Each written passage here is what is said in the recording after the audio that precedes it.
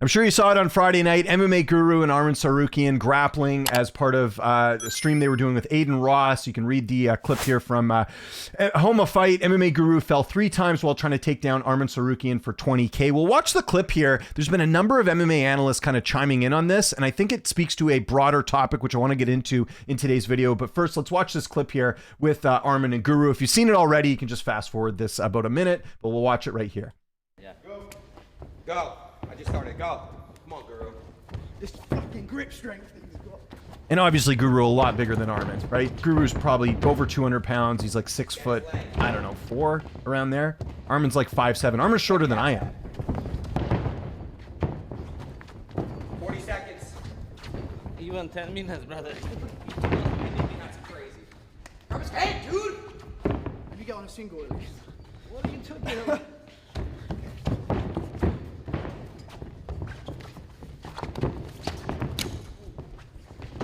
Bro, I work all my day.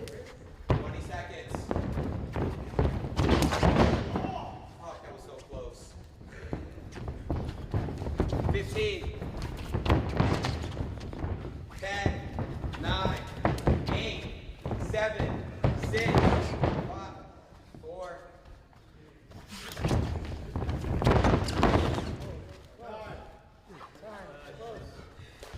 I got the single leg. That's all I wanted. And good for him for doing this, because like 99% of people, you're going to grapple with a fighter like this. It's not going to end up good. But there's a number of analysts I saw online kind of chime in on this. And by the way, these analysts do some really great work. They're very much needed in this industry. I love, kind of checking this stuff out, because I'm not very good when it comes to the technical side of this stuff. So we have Jay Dilla the Killa saying, Jay Dilla the Killa, I want to make sure I get this right. He says, mind you, almost everybody in the analyst community trains regularly, often at a high level, the majority of whom have also competed to some degree. Then there's this guy who talks shit on fighters and has never trained a day in his life. And then we also had Miguel Class, who's another great analyst. Got to give him a follow. And same thing with Jay Dilla, does a great job here. Says that was so close and puts the skeleton sign there. And there's a lot of response to this, right? Because obviously Guru has a big fan base, and then there's also the side that don't like Guru and don't like some of the content he's making. And you just read some of the comments here. This guy's saying he's a better analyst than Demetrius Johnson, and then he's asking for specific examples. And he says, just like he can't give a good answer here. Yeah, he claimed he had a black belt in Taekwondo and some MMA. Some BJJ don't remember. I don't know if he's ever said that. Just because he doesn't train often doesn't mean he doesn't know the sport. He's probably the best analyst on social media. Him giving it a go against maybe the best lightweight in the world obviously isn't going to go his way. Please show an example of his analysis. I mean, it's not hard to find. Again, they're asking for specific examples. Here's one of him breaking down how Oliveira, and we don't see Dilla respond to that. So yeah, there's been, and I think this is worth discussing. This is why I wanted to make this video, because I think it's very interesting about this whole topic of whether people train or not, or don't train. And I think it's very interesting here because it's something to note. So a couple things on this. Let's talk about his tweet and kind of go into a little bit more detail here. It says almost everybody in the analyst community trains. So to be clear about this, what he's saying here is the analyst community. So this is people like, I would put someone like the Weasel in that category. We're talking people that like technically break down fights. Dan Tom's another one. Dan Tom, another guy. Got to give him a follow. Dan Tom, one of the best in the business. Also one of the nicest guys in our industry. Trains at Extreme Couture. He has MMA fights on his record. If you go look on Tapology, you can find Dan Tom's record. These are people that, again, like compete. They know the sport. This is why they focus on the technique side of things. So that's what he's referring to as far as the analyst community. The majority of whom have also competed to some degree. I don't know about majority have competed, but at the very least, they're training. Then there's a guy who talks shit on fighters who never trained a day in his life. So these to me are kind of two different things. So correct me if I'm wrong, guys, and let me know in the comments. Like, I don't think Guru advertises himself as like an MMA analyst. I realize he calls himself the MMA Guru, so that's open to criticism. When anyone calls themselves a guru, you're gonna get any sort of criticisms, giving yourself that high name of a moniker, right? So that's understandable. But I think we can all agree here that while Guru does do some like technique breakdowns with certain things, with certain fights, like he's done one on like the Tom Aspinall eye poke. He's done one on like all types of stuff where you're like breaking down sort of the nuts and bolts. That's not really what he does. I mean, this is the same, and there was a reference in it to this tweet here. He did a whole video on John Jones and whether or not he bats for the other team, right? Like, that's not something, you know, Jay Dilla the Killer is going to be doing, right? Like you're not going to get those types of videos. So I would put Guru in, while he does do some MMA analysis. I consider him more of like an entertainer, you know, content. I feel like content creator is kind of like a lazy term, but like, you know what I mean? Like he's someone that's like a personality in this sport, as opposed to someone who is a journalist or like a full-blown analyst, right? Like I think Guru can break things down. I also think that you can analyze fights without having trained. We all have two eyes. There's plenty of good analysts out there that don't train, in my opinion.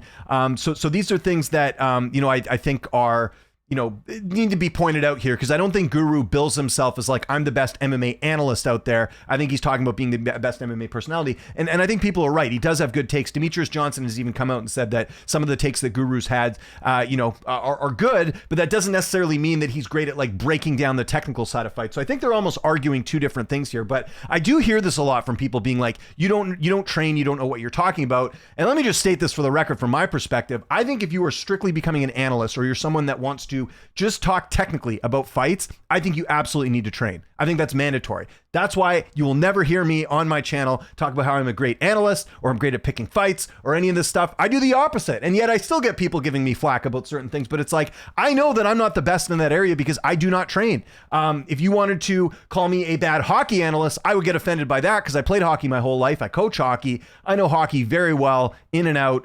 You know, I've said this time and time again, hockey's my favorite sport. Like it's one of those things that I do watch regularly. I know the technique side of that. So that I'd feel more comfortable calling myself an analyst, but in MMA, absolutely not. Now, saying that, I've covered the sport for a long time. I've watched a number of fights. I've been in this, you know, I've been involved in this industry for a very long time. I've done this full time for, you know, coming up to 9 years. I think I've been in this industry full time. That means like making a paycheck off of, you know, doing my interviews and everything else and making a living. I've done that. So obviously I know a thing or two about MMA, otherwise I wouldn't be there. But I always say this, like when it comes to the, you know, sort of the insult, or sort of the throwing out there of you don't train, you don't know what you're talking about.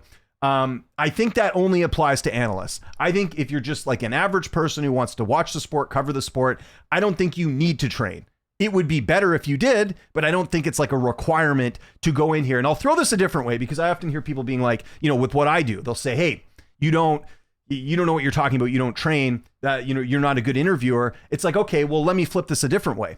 How many fighters have you seen try their hand at doing on-camera stuff? There's been plenty. If you look at over the years, the UFC has gotten a bunch of, whether they're retired or current fighters, go on the desk, do MMA analysis on camera, and then they don't get brought back. And why is that? It's because they're not good on camera.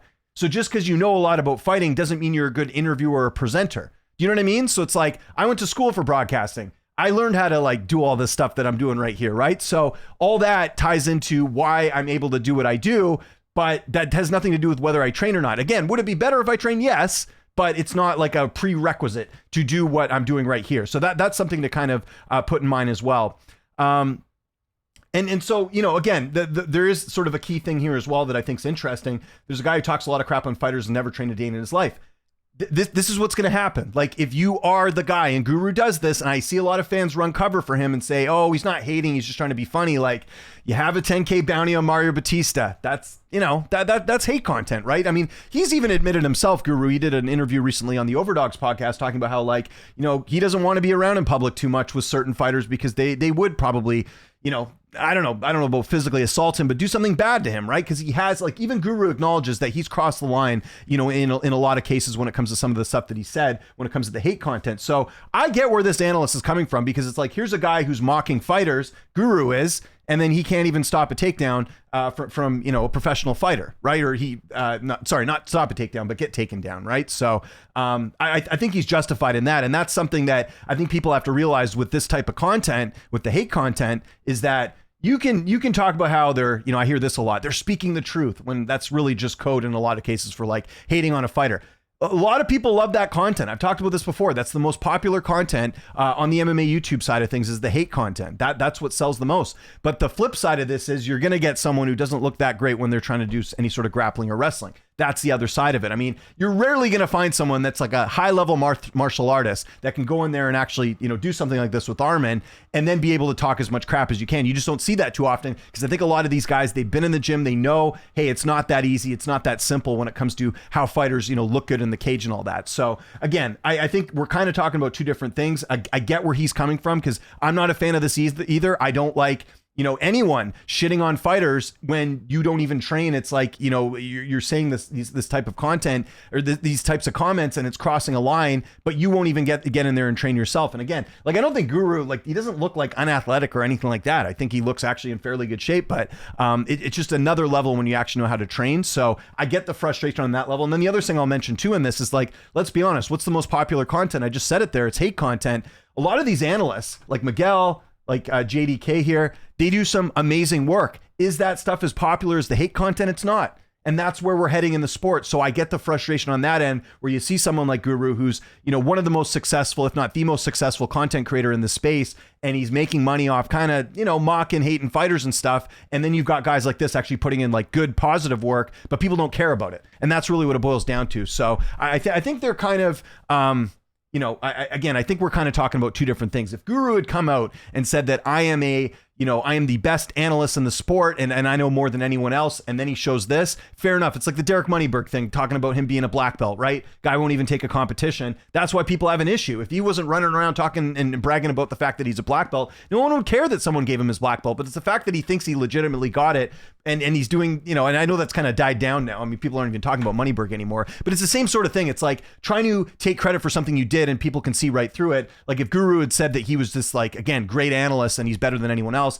I think this criticism's more fair. Saying that though, I get JDK here being, mocking a guy like Guru who talks a lot of shit on fighters and then can't, doesn't look good in the training stuff. But to be fair, I mean, credit to Guru, because 99.9% of people that aren't fighters that are doing something like this are going to look bad and they're going to get mocked, and that's just the way the internet works. So you got to give Guru credit as well, because of course he's not going to come out looking good at this, but he does make some content, so that sort of makes sense. So yeah, just wanted to get your thoughts on this, because again, I do hear this a lot. You don't train, you don't know what you're talking about. I think that specifically refers to analysts. I don't think that matters if you're just doing regular MMA content. I don't think it's like a prerequisite. So let me know your thoughts in the comments about this.